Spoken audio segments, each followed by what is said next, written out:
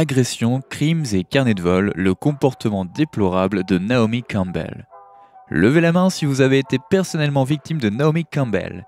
Elle est peut-être l'un des plus grands mannequins à avoir jamais honoré notre planète, mais son joli visage et ses longues jambes ne semblent pas pouvoir cacher le comportement déplorable dont elle a fait preuve au fil des années. Naomi a dû faire face à sa part de controverses, comme souvent chez les stars. L'abus de substances et la dépendance à l'alcool l'ont tourmentée dans ses dernières années de mannequinat, comme beaucoup d'autres mannequins de la profession, mais qu'en est-il de l'agression physique répétée sur ses employés ?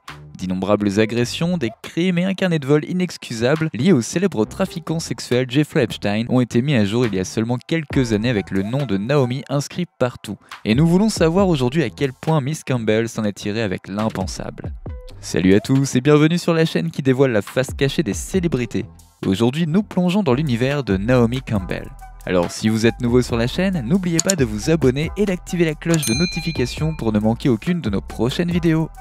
Il ne fait aucun doute que Naomi Campbell est une bombe. Depuis la fin des années 80, Naomi Campbell a pris d'assaut le monde du mannequinat ainsi que d'autres secteurs d'activité et l'on peut affirmer qu'elle est la plus grande mannequin de tous les temps. Sa capacité à obtenir un niveau de pertinence tout au long de ses plus de 30 ans est un accomplissement majeur en soi. Depuis qu'elle a mis les pieds sur les podiums, elle a réussi à capter toute notre attention aux côtés du top 6. Christy Turlington, Linda Evangelista, Cindy Crawford et consorts. Elle a brisé les barrières et est entrée dans l'histoire en apparaissant dans d'innombrables magazines, défilés, films, clips musicaux et émissions de télévision. Vous savez quoi, je ne pense même pas que Naomi ait besoin d'être présentée. Bien sûr, elle est sans aucun doute une star, mais c'est une star avec une longue histoire de violence qui éclipse malheureusement souvent ses accomplissements. Apparemment, elle aime les dérapages incontrôlés, à tel point qu'elle portait des vêtements portant la phrase « Naomi m'a frappé et j'ai adoré ça ». Entre 1998 et aujourd'hui, Naomi a acquis la réputation d'être la diva ultime, de ses incidents notoires de jet de téléphone à son conflit avec Tyra Banks. Naomi raflait de l'argent et prenait régulièrement des vols spéciaux tout en restant la reine des podiums.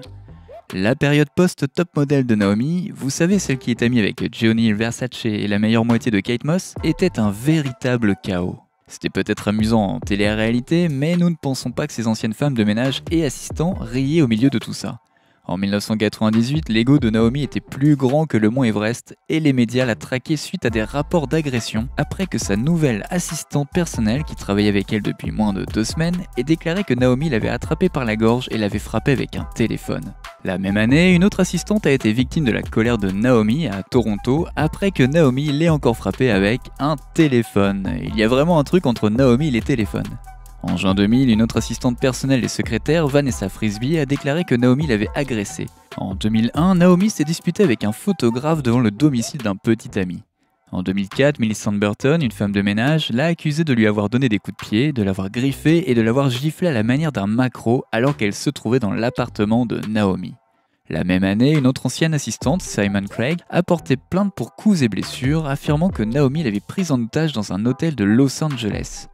En 2005, les téléphones reviennent en force et Naomi est accusée d'avoir battu une autre assistante avec un BlackBerry lors d'une dispute au Brésil. En 2006, elle a encore jeté un téléphone sur une femme de ménage. Vous pensez qu'on a fait le tour de tout ça ? Eh bien non, en 2006, une femme, Gabby Gibson, a accusé la défenseuse de toute discrimination dans l'emploi, d'agression et de coups et blessures, entre autres. Apparemment, Naomi a agressé physiquement Gabby, l'a insultée et a menacé de la faire arrêter, tout ça parce qu'elle s'impatientait de ne pas trouver une paire de jeans à sa taille. La liste continue et continue encore et honnêtement, elle semble ne jamais se terminer. Sacrée Naomi. En dehors de ses altercations physiques et de ses téléphones jetés à la figure des gens, la fille a vraiment son petit caractère. Malgré tout ce que nous avons entendu sur la rage de Naomi, devant les caméras et plus particulièrement lors des séances de travail et des interviews, elle semblait avoir un autre côté en elle. Un côté plus gentil, plus doux. Est-ce que c'était juste pour la forme ? C'est possible. Cependant, il y a une chose que Miss Campbell n'a jamais fait, c'est de nier les faits. Enfin, la plupart du temps. Elle explique. Oui, j'ai jeté ce téléphone sur elle, et alors ? Évidemment que je portais des vêtements de marque pendant que je faisais des travaux d'intérêt généraux, et j'ai peut-être porté un t-shirt Naomi Campbell m'a frappé et j'ai adoré. Mais c'était pour de bonnes raisons. Lors de ses entretiens avec Barbara Walters et Oprah, Naomi a hésité à révéler une raison peut-être encore plus profonde que tout ce que nous lisions dans les gros titres des journaux depuis la fin des années 90. Une diva du mannequinat qui pique une colère à chaque fois qu'elle n'obtient pas ce qu'elle veut, c'est le portrait que les médias ont fait d'elle pendant des années. Et bien que cela soit vrai, deux vérités peuvent coexister.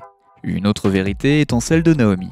La vérité sur les traumatismes qu'elle a subis pendant son enfance et sur sa peur profondément ancrée de l'abandon. Sa mère a travaillé sans relâche pour placer Naomi dans de prestigieuses écoles d'art du spectacle et même si sa mère faisait tout ce qu'elle pensait être juste pour elle, elle n'était pas souvent là pour voir son enfant. En plus de Naomi, il y avait d'autres enfants de pères différents et une accumulation de tristesse s'est formée tout au long de son éducation. Cette tristesse est ensuite transformée en peur, puis en colère. Elle a d'ailleurs admis ouvertement qu'elle n'a pas toujours manifesté sa colère de manière appropriée. De plus, des problèmes sous-jacents encore plus profonds pourraient expliquer son comportement à l'âge adulte. L'insécurité, le manque d'estime de soi, le rejet et la solitude rendraient n'importe qui vulnérable. Évidemment, elle passe pour une fille dure et méchante, prête à vous frapper avec n'importe quel objet à proximité. Mais à ses yeux, si elle ne le faisait pas, les gens lui marcheraient dessus comme ils l'ont fait pendant son enfance. Nous apprécions qu'une reine soit à ce point consciente de ses actes, mais cela excuse-t-il son passé problématique? D'innombrables agressions, des prises de bec avec la police et des séjours en cure de désintoxication plus tard, y compris un bannissement permanent de British Airways, nous amène au tristement célèbre carnet de vol.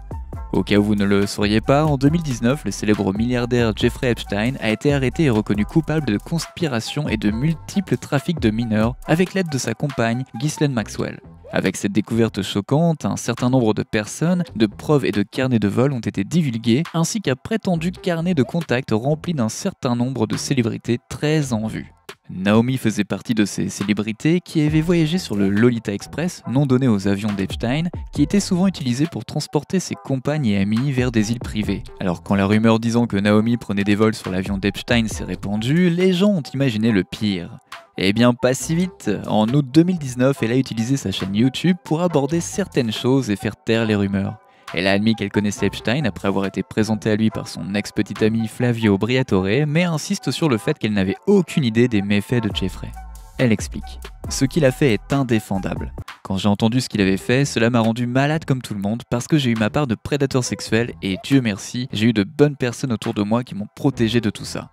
Je suis solidaire des victimes, elles sont marquées à vie. Cela aurait dû être la fin de tout ce bazar, mais bien sûr, ce genre d'affaire n'est jamais simple. Une femme et l'une des victimes d'Epstein, Virginia Roberts Giuffre, a contesté les affirmations de Naomi en déclarant que Naomi était non seulement au courant, mais aussi une amie très proche de Ghislaine Maxwell. Outre ses liens avec Jeffrey Epstein, Naomi s'est retrouvée au milieu d'un autre procès, cette fois avec l'ex-président libérien Charles Taylor. Taylor a été accusé de 17 chefs d'accusation de crimes de guerre et de crimes contre l'humanité commis pendant le conflit en Sierra Leone.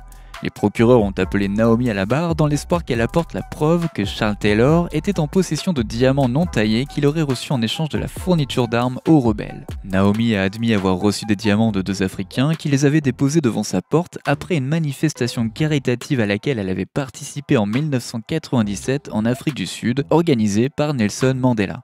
Pensant qu'il ne s'agissait que de pierres inutiles, elle ne s'en était pas souciée avant de demander au patron de l'organisation caritative, Jeremy Ratcliffe, d'en faire quelque chose.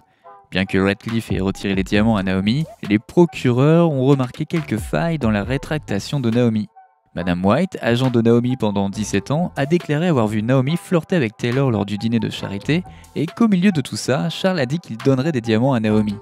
Mia Farrow, qui avait également assisté à l'événement, a également contredit les affirmations de Naomi. En fin de compte, Naomi est excusée et Charles Taylor purge une peine de 50 ans de prison. Naomi Campbell a connu des hauts et des bas au cours des dernières décennies et son statut légendaire de top modèle a malheureusement été éclipsé par sa tendance à s'en prendre à ses collaborateurs. Malgré sa longue liste de cas d'agression et sa capacité à être non seulement la reine des podiums, mais aussi à être applaudie et considérée comme une icône non pas pour son travail de mannequin, mais pour ses frasques, elle a toujours eu la botte des industries sur le dos depuis son ascension vers la gloire. Sa querelle absurde avec Tyra Banks est un excellent exemple de la façon dont Naomi est une bad girl qui joue sur la rareté de la race dans un tel domaine. Aujourd'hui, elle semble s'être calmée, et ses causes caritatives, ses dons et son empressement à propulser les mannequins noirs sous les feux de la rampe comme ils le méritent sont aussi fournis, sinon plus, que ses histoires d'agression. Tout ça est sûrement dû à des années de guérison ou au fait qu'elle a été frappée par tant d'affaires judiciaires qu'elle a finalement renoncé à jouer les divas. Comme l'indique sa bio Instagram, elle se concentre actuellement sur sa mission de mère, de modèle, d'innovatrice culturelle et d'activiste. Comme nous l'avons déjà dit, plusieurs vérités peuvent coexister et une vérité indéniable est que Naomi va toujours au bout de ce qu'elle entreprend, que ce soit en termes d'agression et du reste. Pensez-vous que Naomi aurait dû subir plus de contre-coups pour son comportement ou pensez-vous qu'elle a appris de ses leçons ? N'oubliez pas de laisser des commentaires pour partager avec nous votre avis et opinion sur toute cette histoire et peut-être nous apporter des idées neuves sur tout ça. N'oubliez pas de cliquer sur le bouton d'abonnement pour rester à jour sur toutes nos vidéos. À bientôt!